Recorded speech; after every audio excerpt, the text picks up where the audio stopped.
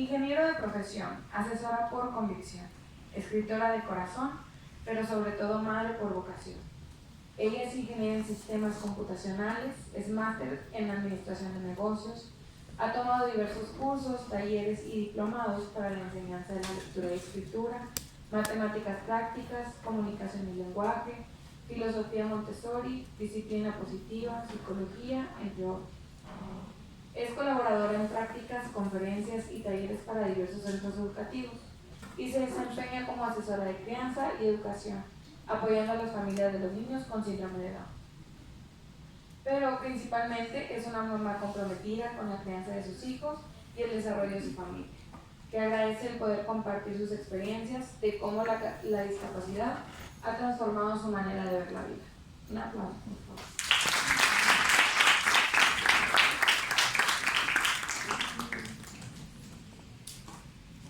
Estamos hablando de foro tradicional y el foro incluyente. Ya vieron quiénes somos las desordenadas, las mamás. Ley universal del aprendizaje. Toda persona, toda institución, toda sociedad necesita aprender a la misma velocidad a la que cambia el entorno para poder sobrevivir. Si quiere progresar, tiene que aprender a mucha mayor velocidad. Buenos días. Para mí es un orgullo que me hayan invitado. A mí me gusta mucho compartir mi experiencia de cómo mi vida y la vida de mi familia fue cambiando desde que la discapacidad transformada en síndrome de Down llegó a mi casa. Quiero invitarlos a que en este recorrido ustedes vayan imaginando cómo van a acercarse a la discapacidad, independientemente de que lo hagan como profesionistas o como sociedad. Como bien lo dijeron mis compañeras, yo tampoco creía que me fuera a tocar. Yo recuerdo que cuando era niña yo le decía a mi abuelita que yo quería ser educadora especial y ella me dijo, no, mija, tú tienes un corazón de pollo y aparte eres muy impaciente, eso no es para ti. La intención es recorrer en 30 minutos, según me dijeron, un recorrido de alrededor de 10 años, que es la edad que tiene mi hijo, y de 7 cosas que yo he aprendido sobre la discapacidad y que me gustaría mucho poderles transmitir a ustedes. Primero que nada, cómo recibí la noticia. Tengo que compartir que Rafael es mi segundo hijo. Es producto de un embarazo muy complicado. Tuve 3 amenazas de aborto, placenta previa, estuve en reposo total las últimas 8 semanas y finalmente él nació por una cesárea de emergencia debido a rotura de membranas y sufrimiento fetal. Cuando entramos al quirófano, yo recuerdo que lo escuché llorar y en ese momento yo me sentí la mujer más feliz del mundo y comencé a llorar también. Pero empecé a escuchar que el pediatra empezó a nombrar una serie de características que me transportaron a mi clase de biología de secundaria. Tabique nasal deprimido, orejas bajas y pequeñas, hipotonía muscular severa, y en ese momento yo lo supe, síndrome de Down. El pediatra se acercó a mí y me dijo, señora, creemos que el bebé tiene síndrome de Down, ¿lo quiere ver? Yo no entendí por qué me lo preguntaba. En mis adentros yo pensaba, lo he esperado por más de 9 meses, fue muy difícil conseguirlo. He orado por él más que por cualquier otra cosa en mi vida. Lo único que quiero es encontrarme con él y este señor me pregunta que si lo quiero ver. Guardé la compostura y le dije, sí. Mi esposo estaba conmigo en el quirófano, igual que lo ven aquí en medio sentado entre todos ustedes, con la cámara en el pecho y el corazón muy puesto en su lugar. La enfermera se lo dio, él lo agarró, lo besó, lo bendijo y me lo acercó. Pero cuando me lo dio le dijo, mira Rafa, ella es mamá. Después de esa introducción, a mí no me quedó otra más que guardar la compostura. Él dejó de llorar y yo también. Yo miré sus ojos hinchados, su piel rosada, sus cabellos despeinados y después vi el síndrome de Down.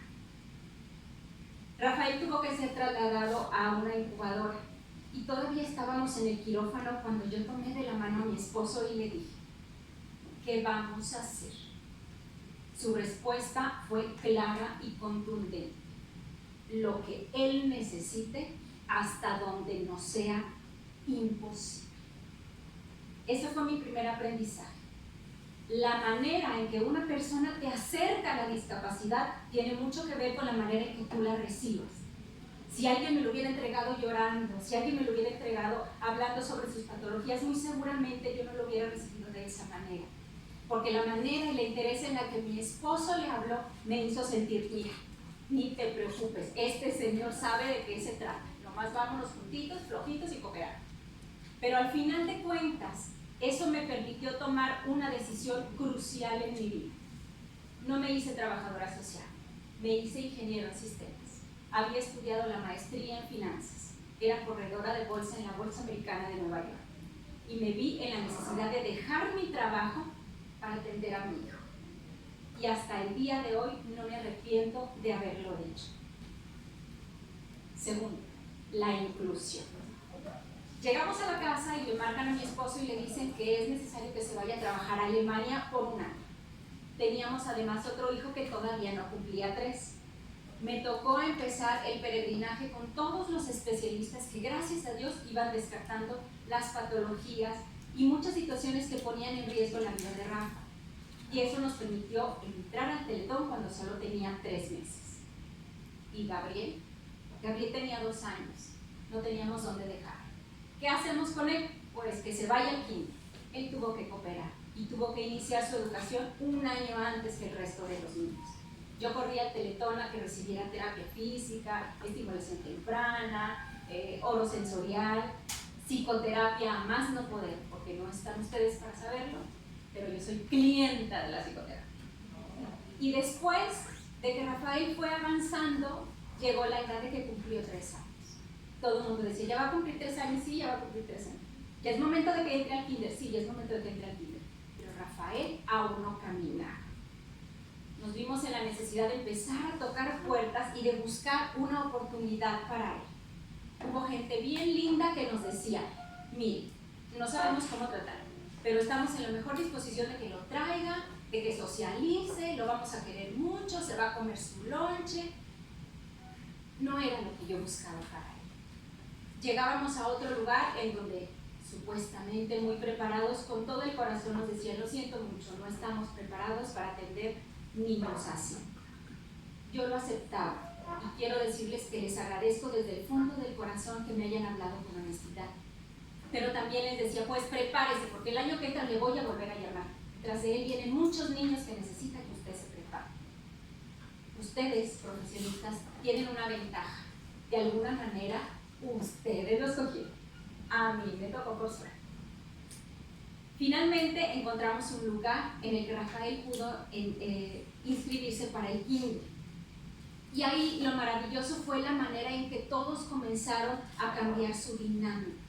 Los niños llegaban hasta el carro porque yo no tenía permitido bajarle para ayudarlo y llevarlo de la mano a que caminara.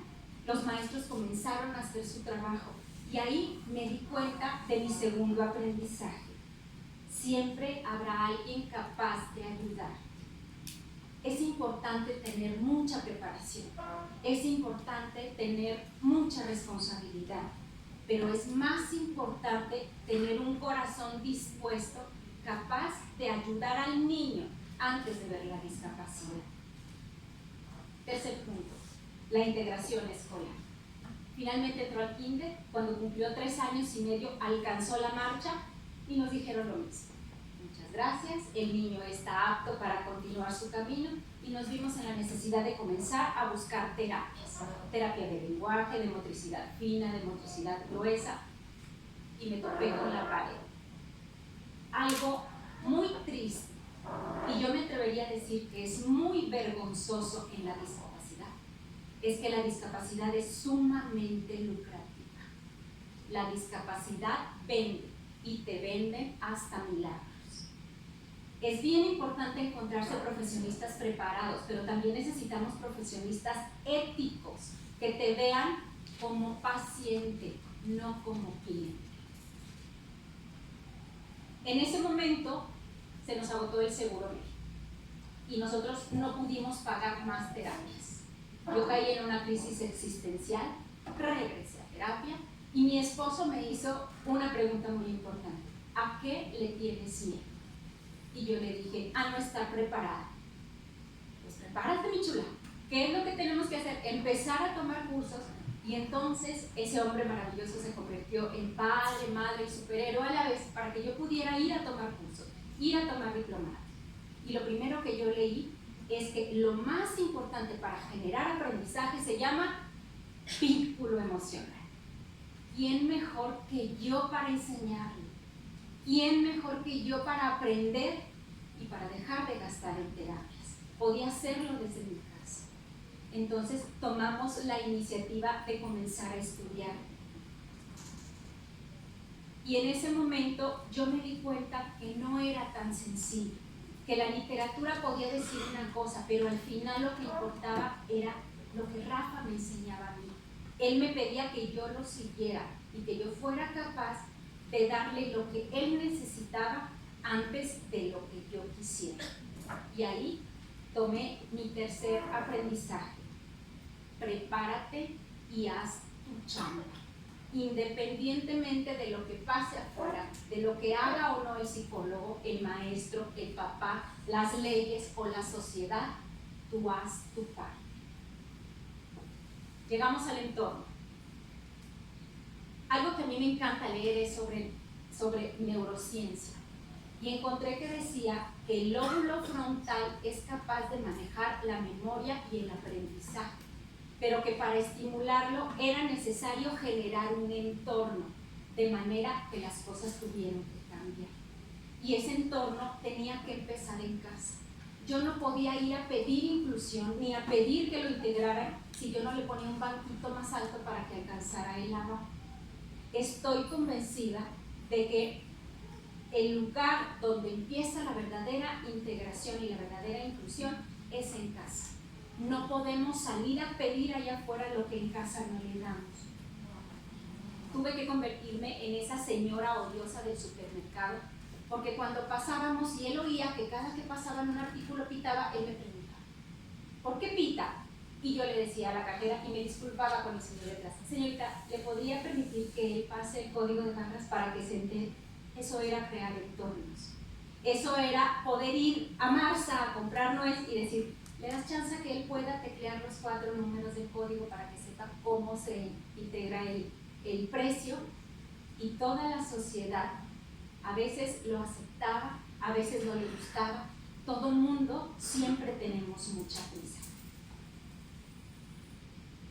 Sobre el entorno y los prejuicios me gustaría mucho compartirles una anécdota e invitarlos a ponerse en ese lugar. Un día estábamos comiendo y Rafa, de tanto escuchar, debo decir que aún y cuando el síndrome de Down se expresa verbalmente con mucha facilidad. Y él me preguntó, mami, ¿yo soy síndrome de Down? Y yo le dije, tú tienes síndrome de Down. Ah, ¿y te gusta? Mi corazón saltó y no pude más que contestarle, me encanta Rafael. Ah, mami, ¿y tú? La verdad, me sentí en desventaja. 47 cromosomas contra 46 me ganaba por una. Pero le dije, no, Rafa, yo no tengo síndrome de Down. Saltó de su silla, me abrazó del cuello y me dijo, mami, así me gustas. ¿Alguna vez a alguno de ustedes se les ha ocurrido pensar si una persona con discapacidad es capaz de aceptarlos a ustedes? ¿Se nos ha ocurrido pensar que ellos son capaces de integrarnos a su vida o de incluirnos en sus pensamientos? Para mí es una de las mayores bendiciones que un alma como la de mi hijo me acepte con todas mis imperfecciones, aún y cuando me falta un cromosoma. Y yo creo que para todos debería ser un verdadero privilegio que una persona con discapacidad no solo confíe en nosotros, sino que llegan a querernos siendo, como dicen los millennials, alguien sabe cómo. 5. ¿Y cuando los demás no te ayudan? Una de las cosas a las que nosotros nos enfrentamos cuando por fin encontrábamos una escuela era que llegaba yo con toda mi emoción y con toda mi preparación y no servía de nada. Tenía que pedirle a la psicóloga que fuera a decirle lo mismo que yo le había dicho 20 veces a la maestra, pero a ella la iba a escuchar porque ella era la profesionista y funcionaba. Pero sin embargo, al final de cuentas se quedaban con algo muy particular. Agradecemos su disposición, pero usted de la puerta para afuera. En lugar de poder hacer una alianza que pudiera beneficiar al niño, terminábamos haciendo cada uno sus cosas. Yo creo que sí es muy importante sensibilizar a la población, pero yo creo que es más importante que cada uno, desde el lugar en el que está, haga lo que mejor le corresponde. En ese momento yo me di cuenta que no iba a tener cabida en la escuela, de manera que lo único que a mí me quedaba era preparar a mi hijo. En ese momento cambiamos la estrategia y lo que nos tocaba era precisamente prepararlo a él, enseñarle a él a buscar las oportunidades y a exigir lo que por derecho le correspondía. Yo no tenía ningún afán de ir a pelearme, de ir a exigir, de ir a hablar de leyes, pero sabía que si era capaz de estimular a mi hijo de una manera en la que él pudiera ir a decir no que le estaba pidiendo un lugar, no que esa oportunidad era suya, sino simplemente él iba a estar preparado para exigir por todo el trabajo cotidiano que hacíamos en casa. Sexto, son capaces de lograr muchas cosas, ¿sí o no? No va por ahí. Cada que nos topábamos con un médico y nos decía, tiene una hipotonía severa, no va a caminar. Los niños con síndrome de Down difícilmente desarrollan el lenguaje, no va a hablar. Cada que ellos me decían algo, a mí me surgía una pregunta, ¿por qué no? Pero al mismo tiempo me preparaba por si acaso. Si no camina, ¿qué necesito? Cargarlo. Y cuando no pueda, una carriola. Y cuando ya no sea suficiente, una silla. Ok, solucionado. Y si no aprende a leer, ¿qué hago? Pues le leo yo. Y cuando yo no pueda, pues que le lea otro. Ok, solucionado. Pero al final de cuentas, Rafael a los 7 años aprendió a leer. Y ahora sabe escribir, y sabe sumar, y sabe restar, y baila danza folclórica. Y todavía hasta hace 2 años yo lo presumía en redes sociales. Hasta que llegó un momento en el que me di cuenta que eso no es el punto de la discapacidad. El mundo nos vende que son maravillosos, que pueden hacer muchas cosas. Nos pone estereotipos de gente que lo ha logrado y nos quedamos aplaudiéndoles. Pero la idea es cuántas veces nosotros hemos pensado que ellos son valiosos por lo que son, no por lo que pueden llegar a ser. Y si no lo logra, ¿qué? Y si no lo alcanza, va a dejar de ser valioso, va a dejar de tener derechos. Finalmente, lo que nosotros tratamos es de entender que no se trata de lo que pueden hacer, sino de lo que ya son. Y en ese momento es la principal invitación. No estoy diciendo que dejemos de apoyarlos ni que nuestro trabajo no funcione. Estoy diciendo que tenemos que partir de otro principio, del principio de considerarlos valiosos, porque solo así vamos a ser capaces de darles lo que ellos merecen. Número 7 y último, hacer fácil lo difícil. De eso se trata la vida, ¿no? Pues no. La semana pasada me llega el oficio electrónico de la invitación a esta plática. Yo les platiqué a mi familia muy entusiasmada de que iba a tener la oportunidad de venir. Cuando Rafael escuchó discapacidad me dijo, mami, ¿vas a hablar de mí? ¿De mi síndrome de Down o de mi discapacidad? Era una palabra que yo nunca le había escuchado. Y le pregunté, ¿cómo de tu discapacidad? Sí, yo tengo discapacidad. ¿Tú tienes discapacidad? Sí, discapacidad intelectual. Ah, sí, Rafa. ¿Y eso qué es? Pues que yo hago todo, pero más despacito. Por ejemplo, un amigo dice que yo corro despacito. Se me quebró el corazón y le pregunté, ¿y tú crees que corres despacito?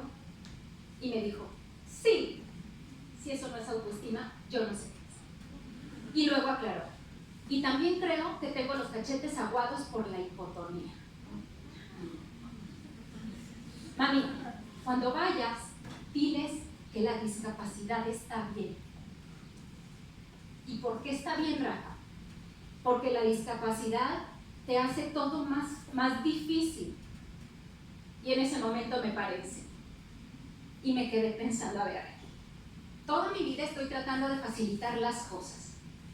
Estoy educándolo para que la vida le sea más fácil y este niño me sale como que cuando está difícil, está bien. Pensé que yo no había entendido bien la cosa y volví a preguntarle, ¿por qué dices que la discapacidad está bien? Y él me dijo, mira mami, es como tú con las pesas. No estamos para saber, pero yo levanto pesas. De manera recreativa, para aquel que ya me vio y dijo, pues no se le nota. Entre los 18 y los 20 las levantamos para tener buena pierna, a partir de los 40 para tener buenos niveles de triglicéridos, ya las prioridades van cambiando. Pero Rafael prosiguió, cuando tú le pones un disco, está más pesado y es más difícil. Pero si tú la levantas, eres más fuerte. Y yo soy más fuerte. Definitivamente estaba entendiendo mal de qué se trataba la vida. Las personas con discapacidad nos traen una gran enseñanza. Hay muchas cosas que se han perdido. Ellos son capaces de ser totalmente empáticos y transparentes, de decirnos lo que piensan sin prejuicios, de mantener la calma aún y cuando nosotros vivimos presos de la prisa y del momento acelerado.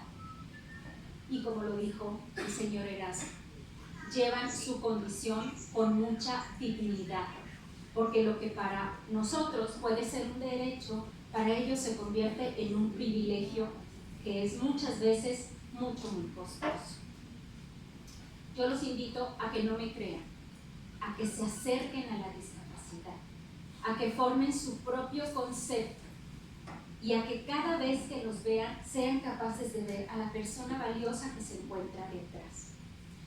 El día que nosotros como familia pudimos comprender que Rafael no necesitaba hacer nada para halagarme a mí o para demostrarle nada a la sociedad, en ese momento nosotros fuimos capaces de amarlo tal y como era.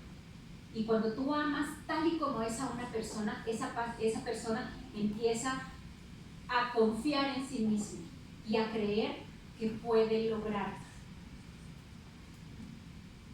Quiero dejar muy claro que al final puede haber muchas barreras, puede haber muchas excusas.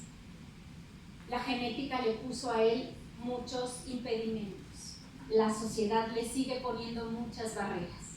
Su mamá a veces le pone muchas excusas. Pero al final de cuentas es decisión de cada quien decidir qué quiere ver de la discapacidad, qué quiere trabajar en la discapacidad y qué historia quiere contar de la discapacidad. Retomando la primera frase, yo creo que no se trata de meterle velocidad a lo que ellos pueden aprender para progresar. Se trata de que seamos nosotros los que generemos el entorno para incluirlos y para seguir ganándonos ese poquito de su corazón. Porque al final, como dice Santa Teresa de Ávila, a quien no entiende que está favorecido por Dios, le es imposible tener ánimos para hacer cosas verdaderamente grandes. Que Dios nos ayude.